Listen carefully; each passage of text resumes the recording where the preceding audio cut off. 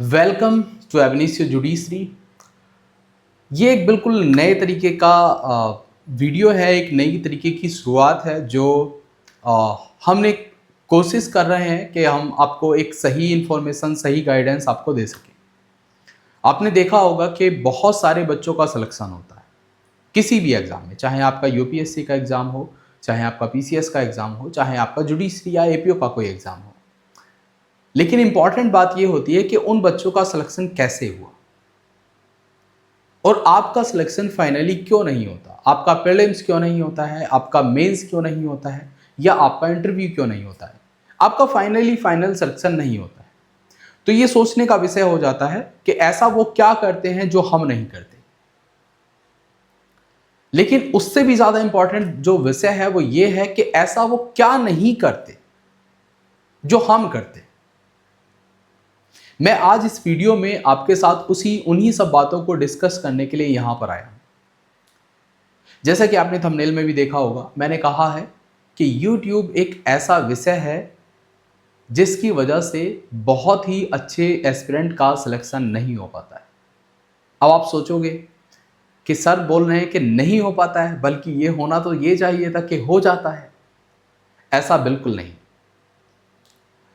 हर चीज़ के, चाहे वो इस दुनिया में कोई भी चीज़ बनी है, उसके जितने फ़ायदे हैं उससे ज़्यादा उसके नुकसान भी हैं, मानव निर्मित चीज़ों के। ठीक है, तो अगर मैं कहूँगा यूट्यूब बहुत सारे एस्पिरेंट के लिए बहुत ही यूज़फुल प्लेटफॉर्म है, तो वहीं मैं कहूँगा कि बहुत ज़्यादा स्टूडेंट के लिए ये बहुत ही डेंजरस प्लेटफॉर्म। ये आपको गुमराह करता है। अगर आप बहुत सीरियस एस्पिरेंट हैं तो ये प्लेटफॉर्म आपको गुमराह करता है। क्यों? क्योंकि जब आप यूट्यूब पर जाते हैं तो देखते हैं किसी वीडियो पर 1 मिलियन व्यू हैं, 2 मिलियन व्यू हैं, या 10,000, 50,000, 1 लाख व्यू हैं, जितना भी है, आपको देखने के बाद लगता है कि अरे ये कितनी इंपॉर्टेंट वीडियो शायद होगी जो इतने लोग देख रहे हैं। और मैं कहता हूं कि कई बार ये मिलियन व्यू वाली वीडियोस भी आपके लिए इंपॉर्टेंट नहीं होती हैं। आपको क्या लगता है कि प्रीलिम्स के सिलेक्शन, या मैं कहूँगा प्रीलिम्स या मेंस या फाइनल सिलेक्शन के लिए किन किन चीज़ों को किया जाना चाहिए, या वो कौन से काम हैं जो नहीं किए जाने चाहिए? तो यदि आप ये सोचते हैं कि आप YouTube पर क्लासेस करेंगे, फ्री ऑफ कॉस्ट एक डाटा पड़ा होगा, वो आप उसको देखेंगे, क्लासेस को देखेंगे, और आपका फाइनली ऐसे किसी एग्ज़ाम में, जिनको हम पीसीएस या जुडिशरी या यूपीएससी हम जिनको कहेंगे, ऐसे किसी एग्ज़ाम में आपका सिलेक्शन हो जाएगा, तो ये आपका भ्रम है। उसके बहुत सारे रीज़न हैं। जैसे एक रीज़न होता है कि यहाँ पर कभी भी आप ऐसे किसी भी प्लेटफॉर्म पर कंटिन्यू प्रिपरेशन नहीं कर पाते हैं। आज आपको लगता है वीडियो आज को 20 मिनट देखना है, आप देखते हैं, आप उसको 2x पर देखते हैं, 3x पर देखते हैं, उसके बाद आप उसको नहीं देखते, 3 दिन, 4 दिन, 5 दिन आप उसकी सेकंड वीडियो नहीं देखते हैं। तो इंपॉर्टेंट होता है कंटिन्यूटी। किसी भी एग्जाम को करने के लिए सबसे इंपॉर्टेंट चीज है कंटिन्यूटी। आप उस कंटिन्यूटी को ब्रेक करते हैं। आपने सोचा था कि अगर मैं कहीं किसी भी कोचिंग से अगर मैं कोचिंग ज्वाइन करता हूं अपने किसी भी एग्जाम के लिए, तो वहाँ भी सेम कंटेंट दे होगा, यही पर्सन होगा जो पढ़ाने वाला होगा, और सब कुछ सेम टू सेम होगा, तो फिर मैं क्यों ही पैसा वेस्ट करूं? मैं क्यों ना यहाँ पर जो फ्री ऑफ कॉस्ट डेटा यहाँ पर अवेलेबल है उसी का उपयोग करके क्यों ना अपना एग्जाम कर लूं? पर ऐसा नहीं होता है। आपको कोई भी जो प्रिपरेशन कराता है इंस्टीट्यूट, वो आपको सिर्फ इंफॉर्मेशन नहीं देता, वो देता है आपको कंटिन्यूटी। वो आपको देता है 3 घंटे 4 घंटे की क्लास। तो ये एक पेशेंस लेवल होता है। जब आप किसी एक ही एक्ट को, एक ही सब्जेक्ट को 4 घंटे पढ़ रहे हैं किसी भी क्लास में, तो ये आपका पेशेंस लेवल है। जब आप मेंस लिखने के लिए जाएंगे तब ये आपके काम आता है। जब आप सेल्फ स्टडी करेंगे तब ये काम आपके काम आता है। लेकिन यूट्यूब क्या करता है? आपके इस पेशेंस लेवल को खत्म करता है। अभी आपको एक कोई टॉपिक, अगर मैं एक सिंपली किसी टॉपिक की बात करूं या कोई भी एक नाम ले लेता हूं, जैसे मैं सोचता हूं कि मुझे कोई बीएनएस का एक चैप्टर मुझे पढ़ना है जो मुझे समझ नहीं आ रहा, offences against the body, offences against the women, या प्रॉपर्टी, कुछ भी, कोई भी एक चैप्टर जो मुझे समझ नहीं आ रहा, जिसकी वीडियो मुझे यूट्यूब पर अवेलेबल मिल सकती है। मैं यूट्यूब पर वीडियो सर्च करूंगा, बताइए कहाँ पर है, वहाँ पर आपको देखने को मिलेंगी बहुत सारी वीडियो, एक के बाद एक, जहाँ पर व्यूज़ होंगे। वहाँ पर एक पर व्यू होंगे 100, एक पर व्यू होंगे 10,000, एक पर व्यू होंगे 1 लाख, 2 लाख, 5 लाख, 10 लाख। अब आपको ऐसा लगेगा कि अगर 10 लाख वाला जो व्यू वाला जो वीडियो है ये ही सबसे इंपॉर्टेंट होगा। क्यों? क्योंकि वो जो 100 व्यू वाला वीडियो है उसमें वो क्वालिटी शायद नहीं होगी, इसीलिए वो कम दिखाई दिया है। लेकिन ऐसा जरूरी नहीं है। हो सकता है जिसके सबसे कम व्यू थे वो ही सबसे अच्छे से एक्सप्लेन कर पाया हो उस चैप्टर को। लेकिन आपने क्या किया, आपने जो एक दौड़ है जिसको हम सीव वॉक कहते हैं, तो ठीक है, सीव वॉक में आप चले हैं और आपने वही वीडियो देखा है जिस पर व्यू थे। अगर आप देखोगे तो YouTube एक व्यू का प्लेटफॉर्म है, व्यूज वहां पर होते हैं, ठीक है। दूसरा इंपॉर्टेंट बात, अगर आप YouTube को देखोगे तो वहां कहीं भी क्लासेस का ऑप्शन नहीं है, वहां ऑप्शन होते हैं कंटेंट, रील्स, पोस्ट, ठीक है। वहां तुमने कभी देखा है क्लासेस का ऑप्शन? क्लासेस का ऑप्शन नहीं है। एक्चुअल में वो स्टडी के लिए बना ही नहीं है। कोई भी सोशल मीडिया प्लेटफॉर्म कभी भी स्टडी के लिए नहीं बना है। ये जितने भी सोशल मीडिया प्लेटफॉर्म आप यूज करते हैं, आप जिसका भी नाम लेंगे, यूट्यूब, फेसबुक, इंस्टाग्राम, टेलीग्राम, जिसका भी आप नाम लेते हैं, वो सबके सब एक ही काम करते हैं, वो है मार्केटिंग। उनका और कोई दूसरा उद्देश्य नहीं है। अगर आपको ऐसा लगता है कि आप किसी एग्जाम को, जो कि अपने आप में कठिन एग्जाम्स में से आते हों, उन एग्जाम्स को आप किसी मार्केटिंग प्लेटफॉर्म से तैयार कर लेंगे, तो मुझे लगता है ये आपकी सबसे बड़ी भूल होगी।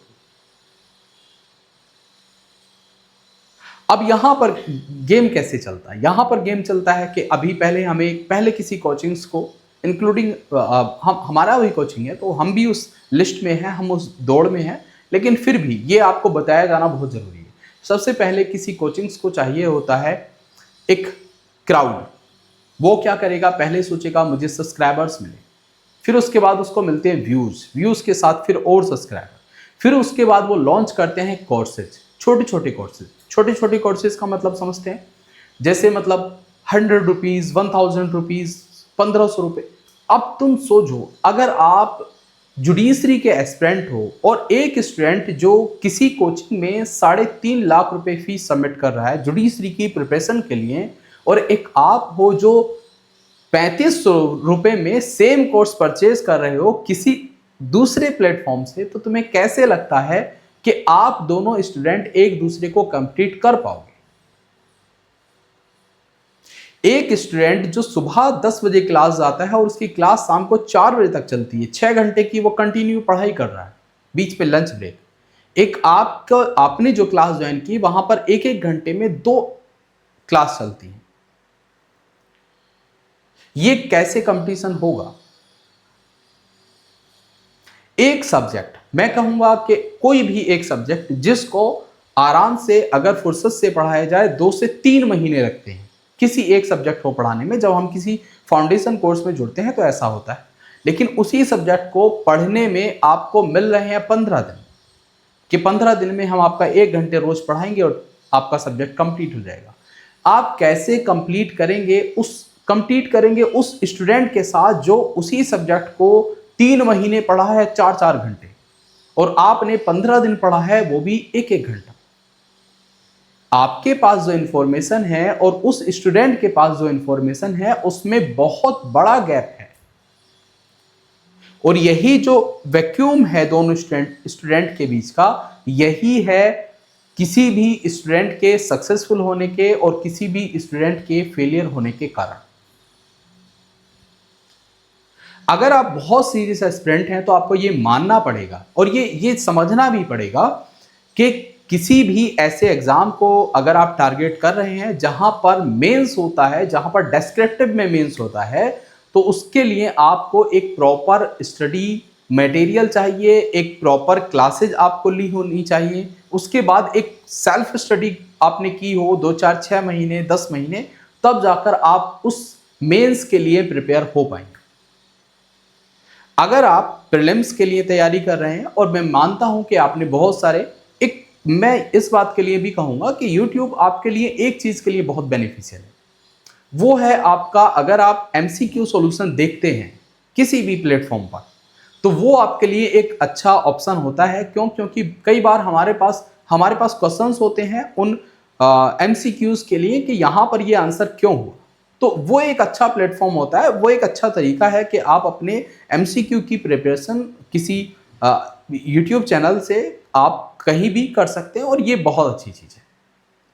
लेकिन अगर आप ये सोचते हैं कि एक फाउंडेशन कोर्स आपको वाया YouTube मिलेगा, या आप सोचते हैं कि एक जुडिशरी का एस्पिरेंट 2,000 रुपये में या 10,000, मैं कहता हूँ 10,000 रुपये की फीस भर के भी क्या वो उस क्वालिटी को मैच कर पाएगा जो क्वालिटी किसी भी सीरियस एस्पिरेंट को मेंस या इंटरव्यू तक पहुंचने के लिए बहुत जरूरी है? तो मुझे लगता है कि जवाब होगा नहीं, नहीं कर पाएगा।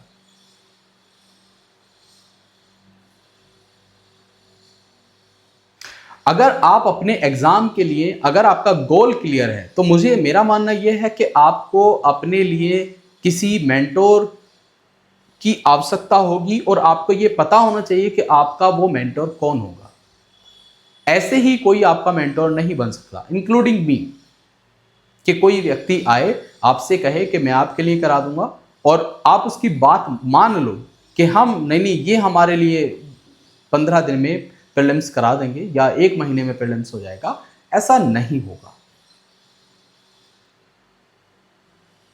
आपको जानना पड़ेगा, समझना पड़ेगा, ठीक है, और इस कड़वे सच को भी जानना पड़ेगा कि कोई भी एग्जाम, ऐसा कोई एग्जाम जो 3 स्टेजेस में होता है, प्रीलिम्स, मेंस और इंटरव्यू, ऐसा कोई एग्जाम 1 महीने की, 2 महीने की, 6 महीने की प्रिपरेशन में नहीं हो सकता। तो आपको जरूरत होगी ऐसे फाउंडेशन कोर्सेज की जो आपके लिए बहुत ही बेनिफिशियल होंगे। फिर एक और चीज आती है, कोरोना काल के बाद से जो ऑनलाइन पढ़ने का जो क्रेज देखने को मिलता है वो बहुत ही ज्यादा है। ये कई मायनों में अच्छा दिखता है और कई मायनों में बहुत ही ज्यादा खतरनाक भी है। ये अच्छा कब है? अगर आप ऑनलाइन प्रिपरेशन कर रहे हैं तो ये अच्छा कब है? आप समझो कि आपको ऑनलाइन अगर पढ़ना है तो आपको प्रॉपर एक रूम चाहिए जहां पर आपको कोई अगले 4 घंटे जब आपकी क्लास चलती है कोई डिस्टर्ब ना करे। उसके बाद क्लास के बाद आपको एक सेल्फ स्टडी के लिए, आप अगर लाइब्रेरी जाते हैं तो वहां भी जा सकते हैं, या अगर सेल्फ स्टडी घर पर ही करते हैं तो वहां के लिए भी आपको 4 से 5 घंटे का एक टाइम चाहिए जब आपको कोई डिस्टर्ब ना करे। लेकिन फिर प्रश्न वही फिर से खड़ा हो जाता है कि भाई घर में रहकर 8 घंटे विदाउट एनी डिस्टरबेंस क्या कोई एग्जाम की तैयारी होगी? तो ऐसा होना बहुत ही इम्पॉसिबल होता है कि आप घर में ही रहें और आपको 7-8 घंटे तक कोई भी किसी भी तरीके से परेशान ना करे। इसीलिए मैं कहता हूं कि जब आप किसी ऐसे एग्जाम की प्रिपरेशन करते हैं तो आपको जाना चाहिए ऑफलाइन क्लासेज, कोशिश करनी चाहिए कि आप ऑफलाइन क्लासेज जाएं। अगर आप ऑनलाइन क्लासेज भी लेते हैं तो ऑनलाइन क्लासेज के लिए भी आपको पर डे 7 से 8 घंटे का टाइम निकालना ही होगा। आप लाइब्रेरी ज्वाइन कीजिए, सुबह लाइब्रेरी जाइए अपने घर के पड़ोस वाले में, सुबह वहीं पर बैठ के क्लासेज कीजिए, लंच कीजिए, वहीं पर बैठ के सेल्फ स्टडी कीजिए। मेन बात यह है कि आपको उस डिस्टर्बेंस से दूर रहना है। तीसरी इंपॉर्टेंट बात, कोई भी संस्था आपको 3 महीने में कोई एग्जाम नहीं करा सकती। प्रीलिम्स किया जा सकता है, ठीक है, मेंस भी बाय चांस होगा जो किया जा सकता होगा, लेकिन आप सोचते हो कि फाइनली आपका सिलेक्शन तक हो जाएगा, ये आपके लिए एक मतलब समझो बहुत अच्छी किस्मत हुई तो बात अलग है, अदरवाइज मान ही लो कि 99% आपका नहीं होगा। ये जो क्रैश कोर्सेज होते हैं जो 3 महीने चलते हैं या 6 महीने चलते हैं, उनके पीछे का एक रीज़न है, वो ये है कि ये क्रैश कोर्सेज उन बच्चों के लिए होते हैं जो पहले आज से 5 साल पहले तैयारी कर चुके हैं। उन्होंने एक प्रॉपर फाउंडेशन बैच लिया था, 12-15 महीने स्टडी की थी और उसके बाद बीच में उनका गैप हुआ, जिस किसी भी रीज़न से उनके गैप हुए होंगे, तो उनको एक फ्रेशनेस चाहिए उन सारे ही सब्जेक्ट को लेकर। तो उनके लिए क्रैश कोर्स बहुत बेनिफिशियल है, क्योंकि सिर्फ उनको ओवरव्यू देखना है उन वापस से सभी सब्जेक्ट को, डिटेल्ड में नहीं जाना। क्योंकि उन्होंने पढ़ रखा है ऐसा, उनके पास नोट्स हैं, उनके पास, उन्होंने हर तरीके से उन एक्ट को या उन सब्जेक्ट को पढ़ा था। लेकिन जो बिल्कुल फ्रेश एस्पिरेंट होते हैं, अगर वो ये सोचते हैं कि 4 महीने 6 महीने के क्रैश कोर्स में आपका सिलेक्शन होगा, तो आपका नहीं होगा। आप पहले 6 महीने वेस्ट करेंगे, उसके बाद 6 महीने फिर वेस्ट करेंगे, अगला कोई एग्जाम आएगा, उसके बाद अगले साल फिर कोई एग्जाम आएगा, फिर 3 महीने वेस्ट करेंगे, फिर और कोई एग्जाम आएगा, फिर 3 महीने वेस्ट करेंगे। ओवरऑल मिलाकर आप कई साल इसमें वेस्ट कर देंगे और रिजल्ट होगा 0।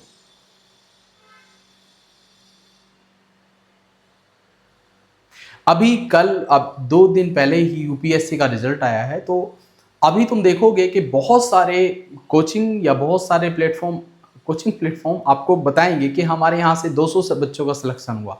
एक कहेगा हमारे यहाँ से 300 का हुआ है। एक कोई हर कोई कोचिंग कहेगा, अपने यहाँ से दावा करेगा कि हमारे यहाँ से 50, 100, 200, 300 का बच्चों का सिलेक्शन हुआ है। और अगर तुम उन सबको जोड़ोगे तो पता चलेगा 5-6 हज़ार बच्चों का सिलेक्शन हो गया। बच्चे तो 1000 ही हैं और उनमें भी 250 बच्चे वो हैं जो पहले से सिलेक्टेड थे, 750 बच्चे हैं जिनका सिलेक्शन हुआ है। और जो लोग दावा कर रहे हैं हमारे यहाँ से सिलेक्शन हुआ है, उनकी संख्या इतनी ज़्यादा है कि बच्चे हो रहे हैं 5000, 6000। तो अब फिर वही प्रश्न उठता है कि किसकी बात को सच माना जाए, है ना?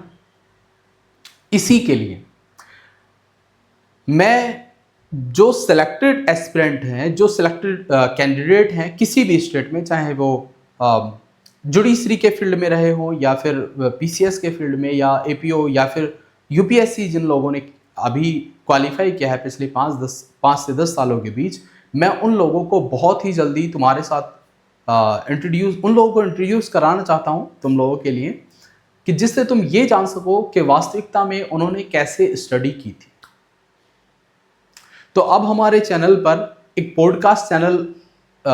पॉडकास्ट वीडियो जो हर वीक आएगा, और जो सिलेक्टेड एस्पिरेंट हैं या जो कुछ ऐसे एस्पिरेंट हैं जिन्होंने बहुत बार इंटरव्यू दिया है, बहुत बार मेंस लिखा है, ऐसे जो स्ट्रगलिंग एस्पिरेंट हैं उनको भी हम इंट्रोड्यूस करेंगे, जिससे आपको ये कंफर्म हो सके कि किसी भी ऐसे एग्जाम की प्रिपरेशन फाइनली होती कैसे है। और ये मैं अभी कंफर्म कर दूं कि उनमें से सभी लगभग ऐसे कोई एस्पिरेंट नहीं होंगे जो हमारे यहां से सिलेक्ट हुए हो। हम ऐसा कोई झूठा दावा कभी नहीं करेंगे। हमारे यहां से कुछ बच्चों का selection last time Bihar APO में हुआ था, लेकिन वो केवल और केवल मेंस मेंटरशिप प्रोग्राम के स्टूडेंट थे, फाउंडेशन बैचेस के नहीं थे। तो मैं ये नहीं कह सकता कि वो प्रॉपर हमारे यहाँ से थे, सिर्फ उन्होंने मेंस मेंटरशिप प्रोग्राम हमारे यहाँ से लिया था। तो उसके लिए मैं तुम लोगों को जल्दी इंट्रोड्यूस करूंगा उन बच्चों के साथ। कुछ फाउंडेशन वाले बच्चों का सिलेक्शन हुआ था प्रीलिम्स राजस्थान एपीओ में, लेकिन उनका फाइनली मेंस नहीं हुआ, तो अब बात ही नहीं है कोई। लेकिन मैं चाहूँगा कि हर एक सीरियस एस्पिरेंट जो चाहता है कि बहुत अच्छी वो प्रिपरेशन करे, भविष्य में वो यूपीएससी या फिर पीसीएस या फिर जुडिशरी के किसी एग्ज़ाम को क्वालिफाई करे, तो उसको ये पता रहे कि प्रिपरेशन कैसे करनी है, कहाँ से करनी है, कितना टाइम लगता है। ये एक एक जो छोटी छोटी बात जो आज की इंटरनेट की दुनिया में, या मैं कहूँगा मार्केटिंग की दुनिया में जो ये वास्तविकता भुला दी जाती है या धुंधली हो जाती है, क्योंकि दिन रात आपको ऐड आता है हमारे यहाँ से 200 सिलेक्शन हुए, और एक्चुअल में अगर तुम देखोगे तो उनके यहाँ से 200 कहो, मैं कहता हूँ 2 सिलेक्शन आपके यहाँ के फाउंडेशन बैच के नहीं है, 200 भी नहीं, 2 भी नहीं होंगे। तो प्रिपरेशन कैसे करनी है, उन लोगों की क्या कितना उन लोगों को टाइम लगा जो बच्चे सेलेक्ट हुए, और कितनी उन लोगों ने मेहनत की होगी, पर डे कितने घंटे उन लोगों ने पढ़ाई की होगी। एक एक बात जो सच है, जो हर एक फ्यूचर एस्पिरेंट के लिए इंपॉर्टेंट है, उन सभी बातों को हम क्लियर करेंगे अपने इस पॉडकास्ट में।